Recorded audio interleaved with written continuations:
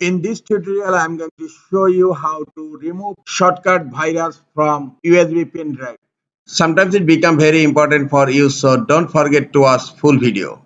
To remove shortcut virus from pen drive, connect your pen drive to the computer and make sure the computer is not affected by shortcut virus. Go to File Explorer, click on this PC, iDrive. This one is my USB pen drive. Double click on USB. A shortcut virus is automatically created. Want to remove this shortcut virus?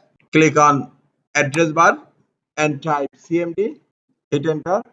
This is the easiest way to run command prompt from a particular destination. I have opened command prompt from iDrive. This is my iDrive. In command prompt, type del star.lnk. Now hit enter and look, the shortcut virus file has been deleted and created again. Now type attrib -h -r-s /s/d and then the drive letter. In my case, I clone /star.star. Now hit enter. Command is executed. Go to the USB drive. Here you will find the root directory and some other directories here. Select all and press Shift Delete to remove all files from here.